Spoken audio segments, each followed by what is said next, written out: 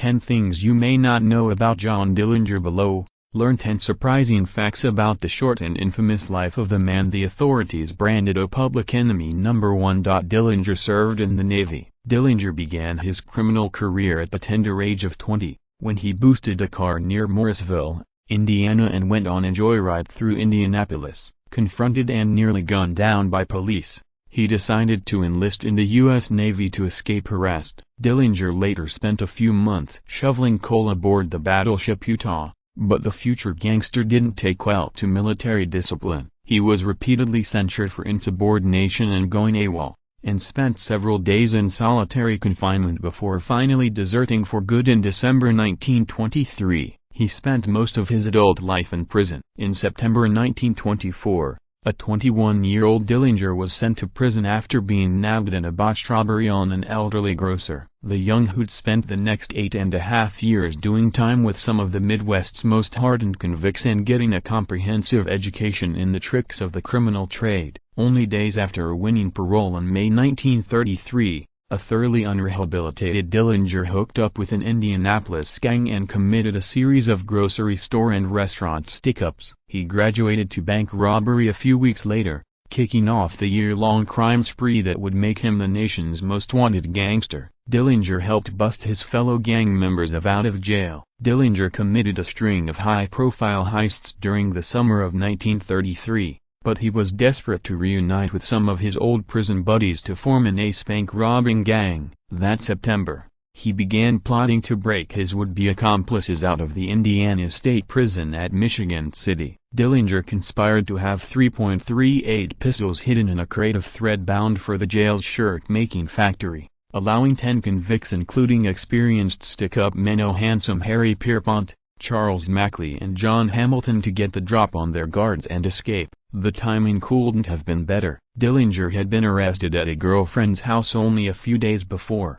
and was languishing in jail in Lima, Ohio. On October 12, the newly liberated Pierpont and 2 other men waltzed in the front door and busted him out, gunning down the county sheriff in the process. He robbed police stations. While most criminals stayed as far away from lawmen as possible, Dillinger was willing to march right into their headquarters with gun in hand. Shortly after being sprung from jail in October 1933, Dillinger and his band carried out a pair of audacious heists on the police stations at Auburn and Peru, Indiana. As bewildered deputies looked on, the gangsters emptied their gun cabinets of Thompson submachine guns, shotguns, rifles, tear gas guns, bulletproof vests and more than a dozen pistols. The crooks immediately put the arsenal to use, committing a wave of bank heists that left 2 police officers dead. Dillinger was a nationwide celebrity. Dillinger's famous robberies and getaways saw his face splashed across newspapers and newsreels as much as some Hollywood stars. An Indianapolis lottery on when he would be captured proved so popular it had to be shut down,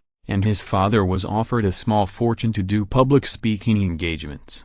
When Dillinger and his gang were arrested in Tucson, Arizona, scores of people filed through the city jailhouse just for the opportunity to lay eyes on the dashing criminal. Businesses even used him as an unsanctioned celebrity endorsement. Upon learning that the car-loving outlaw drove their automobile, one Hudson dealership hung a banner reading, "Oh, Dillinger chooses the 1934 Hudson for his personal use." When the robber later switched to a Ford, the company printed brochures saying, "Oh, will they catch John Dillinger? Not until they get him out of a Ford V8!" He escaped from jail using a wooden gun. Dillinger was arrested in Tucson, Arizona in January 1934, after locals recognized a few of his heavily wanted accomplices. Following a flurry of media coverage, he was extradited to Indiana and confined to the jail in Crown Point to await trial. Authorities boasted that the jail was escape-proof, but Dillinger would only remain a resident for a little over a month. On March 3, 1934,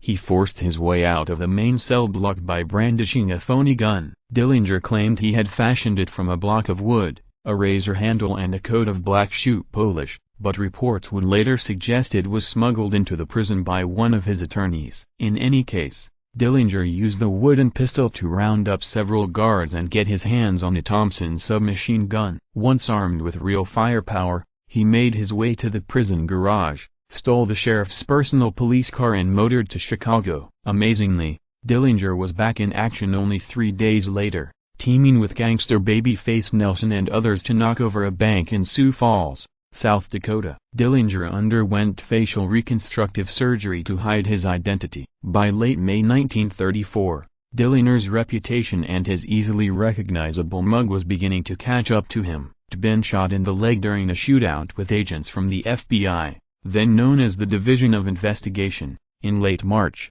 and had only narrowly escaped an ambush by G-men at a resort in Wisconsin a month later. Desperate to change his appearance, he paid $5,000 to enlist the services of Wilhelm Lozer and Harold Bernard Cassidy, a pair of underworld plastic surgeons. After anesthetizing Dillinger with ether, the doctors gave the gangster a rudimentary facelift, removed several moles and scars, filled in his famous cleft chin and used chemicals to burn off his fingerprints. The procedure proved excruciating, and Dillinger was decidedly unsatisfied with the results. Upon looking in the mirror, he supposedly exclaimed, "Oh hell, I don't look any different than I did!" He was killed after being betrayed by a friend. Dillinger spent most of July 1934 holed up in a Chicago apartment with new girlfriend Polly Hamilton and brothel owner named Anna Sage. He successfully evaded police for most of that month, even attending Chicago Cubs baseball games, but his days were numbered. After the price on his head soared to $25,000, the Romanian-born Sage contacted the FBI and offered to give him up for part of the reward money as well as aid in avoiding deportation. On July 22, 1934, federal agents were watching as Sage, Hamilton and Dillinger went to see the Clark Gable crime film A Manhattan Melodrama at Chicago's Biograph Theater. When the trio stepped out onto the sidewalk shortly after 10:30 p.m., agents closed in with guns drawn. Dillinger struggled to pull a .380 automatic from his pocket, but was quickly cut down in a hail of bullets. He died on the scene. The federal government spent more money trying to catch him than he stole. Dillinger and his gang robbed at least a dozen banks and netted a total loot of around $500,000, roughly $7 million in modern-day currency, but his take paled in comparison to the amount of money the FBI spent trying to catch him. According to the Associated Press, the nascent government agency racked up a tab of some $2 million on the manhunt, which included the bill for several agents dedicated solely to Dillinger. Historians have since credited the hunt for John Dillinger and his eventual death at FBI hands with helping legitimize the Bureau and establish it as the nation's most famous crime unit. His body was viewed by thousands of spectators. Dillinger's astonishing celebrity became more apparent than ever after his death. Souvenir hunters dabbed handkerchiefs in his blood at the scene of the shooting, and thousands of people lined up to view his bullet-riddled body when it was put on display at the morgue. A mob of spectators later gathered at the funeral home, and despite efforts to keep its date a secret, more than 5,000 people appeared at the cemetery for his burial. Dillinger's casket was encased in cement to deter grave robbers, but his headstone later had to be replaced several times after people claimed pieces of it as keepsakes.